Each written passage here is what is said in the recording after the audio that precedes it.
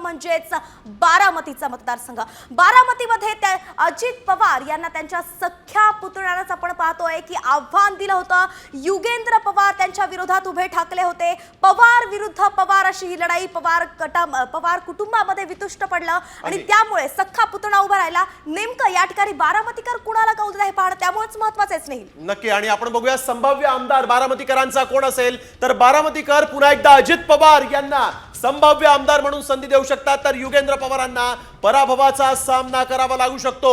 या काका पुतण्याच्या लढाईमध्ये काका विजयी होत आहेत परंतु शरद पवार आणि अजित पवार या काका पुतण्याच्या लढाईमध्ये शरद पवारांना या ठिकाणी हार मानावी लागू शकते कारण युगेंद्र पवार यांना शरद पवारांनी तिकीट दिलं होतं आणि अजित पवार यांना पुन्हा एकदा बारामतीकर संधी देऊ शकतात। लोकसभेला ताई विधानसभेला दादा हे जे सूत्र होतं ते इथं खरं ठरू शकतं असं दिसतंय। संभाव्य आमदार म्हणून अजित पवार हे पुन्हा एकदा बारामतीचा गड राखतील तर या बारामतीमध्ये बारामतीकरांनी अजित दादांना पुन्हा एकदा का संधी दिलेली आहे याचं कारण देखील आपण जाणून घेऊयात आमच्या प्रतिनिधीकडून। काय नेमकं कारण आहे अजित पवारांना का संधी बारामतीकरांनी दिली असावी?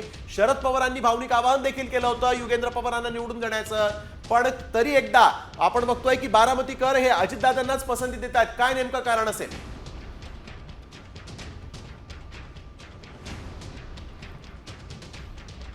जसं म्हणाले तसं सगळ्या देशाचं लक्ष खरं तर बारामती विधानसभा मतदारसंघाकडे लागल्याचं आपल्याला बघायला मिळतंय। हाय व्होल्टेज ड्रामा या मतदारसंघामध्ये आपल्याला बघायला मिळालेला होता। मागच्या 35 वर्षापासून बारामती विधानसभा मतदारसंघावरती अजित पवार यांचं एकहाती वर्चस्व असल्याचं आपल्याला बघायला मिळालं होतं। असं असलं तरी त्यावेळी एकसंध राष्ट्रवादी काँग्रेस हा एकमेव पक्ष जो आहे तो होता।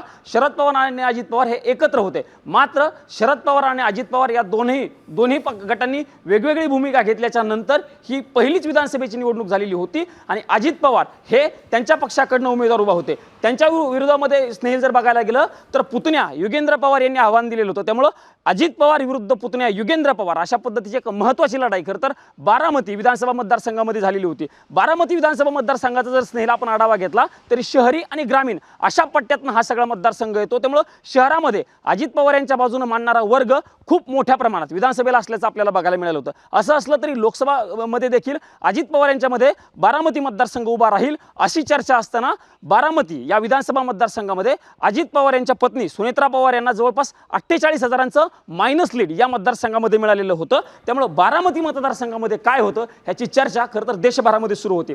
ग्रामीण पट्ट्यामध्ये जर बघायला गेलं तर शरद पवार यांना मानणारा खूप मोठा वर्ग जो आहे तो या सगळ्या ग्रामीण पट्ट्यामध्ये असल्याचं आपल्याला बघायला मिळतं। पण असं असलं तरी अजित पवार यांनी मागच्या काही दिवसांपासून प्रत्येक गाव ना गाव बिंजून काढलेलं होतं आणि ग्रामीण भागामधील मतदार देखील आपल्या बाजूने उभा राहतील असा प्रयत्न अजित पवार यांच्याकडनं केला गेला होता। या सगळ्या पार्श्वभूमीचा आढावा घेतला स्नेहिल तर अजित पवार यांचं पारडं सध्या तरी बारामती विधानसभामध्ये जड असल्याचं आपल्याला बघायला मिळतं। असं असलं आपण बघतोय की बारामतीकरांनी पुन्हा एकदा अजित दादा यांनाच पसंती दिलेली आहे। युगेंद्र पवार यांचं आव्हान संपुष्टात बारामतीमध्ये येऊ शकतं।